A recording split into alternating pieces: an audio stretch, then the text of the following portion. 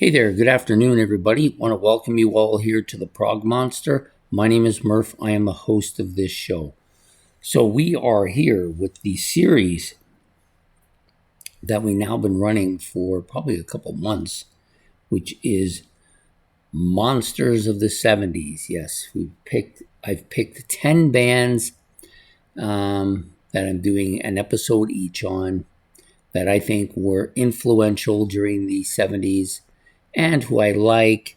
And also, I think going forward, they helped with starting a lot of those genres. So, the band we're going to be talking about today is Yes. This is the Union album, which features the ABWH guys as well as the 90125 guys, I call them, right? So you've got John Anderson, Bill Bruford, Steve Howe, Tony Kaye, Trevor Rabin, Chris Squire, Rick Wakeman, and Alan White here.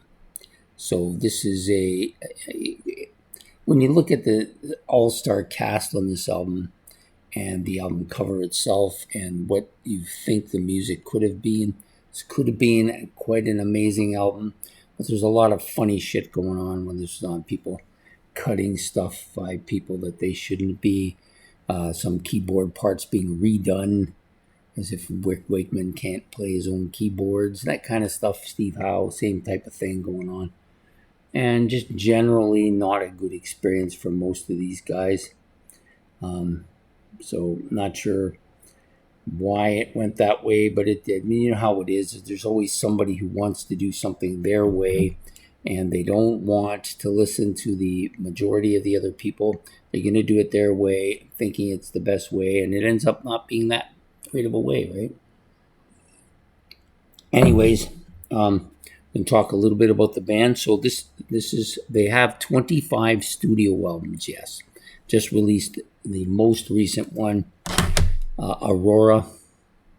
I think it's a pretty solid album. The last two have been very good, I think. Well, not very good, but good. The one before this one, Mirror to the Sky, I think it was a solid album. I think the newer one's a little bit better than it, so maybe a little bit step up, maybe to a very good album, to a very good album. And the one before, Mirror to the Sky, not so good. And then going back a little bit, they struggled a bit to produce anything that was really that favorable. But this band, a lot of stuff in the 70s was amongst the best prog out there. Of course, Close to the Edge, maybe the most perfect of all prog albums. In fact, I think it might be the best album ever recorded, in my opinion. But my opinion, like $1.40 will get you in the newspaper. So, so they started in 1969, I guess. They were Mabel's toy store, I guess, before that. And then John Anderson got together with Chris Squire, kind of decided to change the name of the band, and they started having a similar idea what they wanted to do. So they formed the band along with Peter Banks, and then Bill Bruford and Tony Kaye. So that was their original lineup, and I think that lineup was together even on Time and a Word, their second album, although I'm not 100% sure of that. I think maybe Peter Banks was kind of out of there and Steve Howe kind of played on that, didn't play on the album, but was part of the band by the time they went on tour. I think that's how it worked.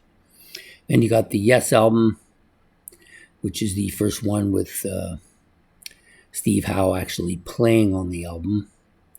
And they went to Fragile, adding Rick Wakeman to replace keyboard Tony Kaye, who did not want to do the synthesizer parts. So they wanted to go that direction, so they got Rick Wakeman. So he's in there, along with Steve Howe, Chris Squire, Bill Bruford, and John Anderson. That is kind of the classic lineup of the band, one of the two classic lineups of the band, producing perhaps two of their best albums with Fragile, and then in in 72, they produced a masterpiece, perfect album, Close to the Edge. After that, out the door goes Bill Bruford, and in comes Alan White. Actually played on the Close to the Edge tour. So I think Bill just didn't want to be part of it anymore. He realized that it was just getting too long and involved, and he wanted to do something different, so he joined King Crimson. Yeah, that's different, right? Anyways, the biggest album of this band's career, well, before we go on there, I should probably figure out a little bit more of the history. So from there, they did Tales of the Topographical Ocean, one of the most experimental projects in prog rock history. 4 albums, or actually 4 sides of the basically one theme. 4 different songs over 20 minutes each. Difficult album to listen to. I do like aspects of it, but I just find it extremely difficult album to absorb. Then they did Relayer, which took me a long time to absorb that one too, but I've since become to love that album quite a bit. Going for the one I didn't like as much, although it's warmed up to that one too. Tormato and Drama are among my favorite albums by Yes. Where Tormato, of course, takes a lot of heat because people say it's thin in production, that they weren't cohesive together as a unit. You had kind of 2 groups here. You had the Wakeman-Anderson group, and you had the Howe, Squire, Alan White group. They wanted to be heavier. Anderson wanted to go a little further like they had been. And so they didn't really mesh very well. And then out the door went Anderson and Wakeman. In comes the Buggles, the 2 members of the Buggles, Trevor Horn, Jeff Downes, put out the album Drama, which to me is one of their best albums. It's also one of their heaviest albums. So they did achieve what they wanted to do. They wanted a heavier album, and they got one. So then they kind of dissolved and then came back. Chris Squire and Alan White came back and brought in Trevor Rabin, along re-bringing back in Tony Kaye, also bringing eventually John Anderson. So they were originally going to be Cinema, but Anderson's voice is too distinctive, so they went back to the Yes sound. And this album, 90125, Big Generator and Talk are all very kind of similar in a lot of ways. Very commercial sounding, totally not sound like anything Yes had done before. But the 90125 album was their biggest selling album in their history. Not really that surprising when you consider Owner of a Lonely Heart was the first #1 hit, and the album itself much more commercial sounding. Huge album. I remember when it came out, it was a big album, playing a lot of their stuff all over the place. My favorite album is Close to the Edge. I think most Yes fans will put that as either their top or one of their top 2 albums of all time. I think it's the best progressive rock album of all time, and it's certainly to me the only perfect prog album out there. They were inducted into the Rock and Roll Hall of Fame, I believe, in 2017. I would venture to say that the classic members of the lineup are Steve Howe, John Anderson, Rick Wakeman, Chris Squire, and Alan White. That's the classic band. Even though you could probably exchange Alan White for Bill Bruford, and you wouldn't be wrong in doing so. I think those 2 are kind of interchangeable here. I think Bill Bruford is a much better drummer, but Alan White was in the band much longer than I think just about anybody but Chris Squire. So those could be your classic lineups. You have to actually probably add Trevor Rabin, Jeff Downes, and Tony Kaye to this kind of mix too, because they've, in the case of Tony Kaye, he was with them early, then he came back with the commercial sounding Yes, the 90125 band, and came back for Union, and I think that was pretty much for him. But Jeff Downes has been in and out of the band. He was in the band during the Drama era and then came back to the band in the much later era during the more current band, and is currently in the band. As well as Yeah, as well as Trevor Rabin, who is kind of the architect, in many ways, the architect of that 80s 90125 sound. So, yeah, to me, you're not wrong labeling any of these members as the classic members of the band. There are other members of the band too, but these are the main guys, in my opinion. You know, you get your Patrick Moraz's, Tony, Peter Banks's, and even Oliver Wakeman and a few other guys who have been John Davidson. These guys are all had significant contributions to the band here and there, but not really as much as the ones I've said.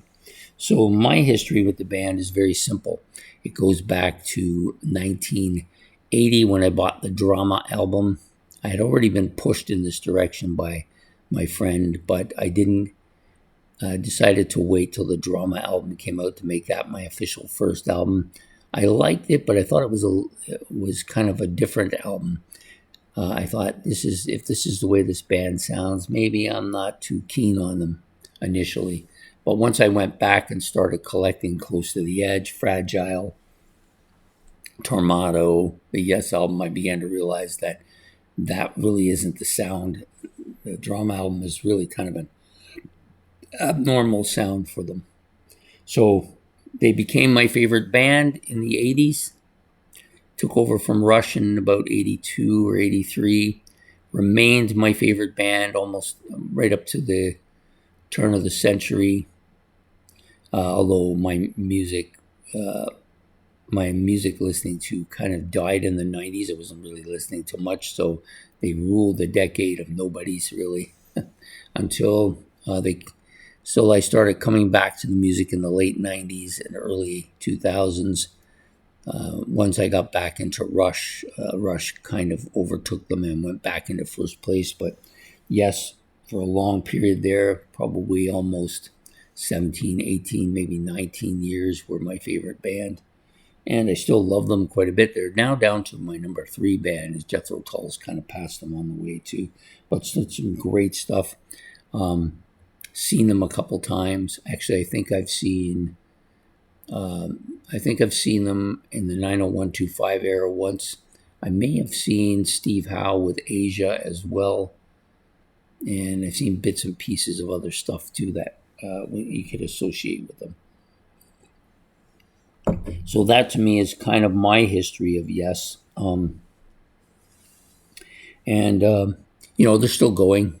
Steve Howe's kind of the only, you might want to call it classic member, although Jeff Downes has been there a fair bit as well, and even John Davidson. But I still think Steve Howe's the only really classic member of the band left. And I don't see him really collaborating with Wakeman or Anderson again, so perhaps that's where it's going. But I still like the band a lot, and I've liked the more recent 2 albums they've put out, and hopefully they continue on that breath. I think the reason I like these 2 albums over the Quest album is that Quest album kind of like it had that one really good song right at the beginning, and then kind of a couple of songs weren't too bad, and then it became almost like elevator music after that. But these last 2 albums have been much stronger, and I think they continue in that vein, they'll win me over a little bit more. So that's it for my Monsters of the 70s episode. Number 8? Number 8 featuring Yes. If you want to make any comments about anything I've said, you can do that in the comment section below, or you can make your own comments about the band if you want, or you can make some other comments about where we're going, what we're doing here. You can talk about that, whatever you want to talk about. Anyways, don't forget to hit the like and subscribe, and we will see you all next week for episode number 9, which will feature Led Zeppelin. So take care and have yourself a good evening. Goodbye here from the Prog Monster.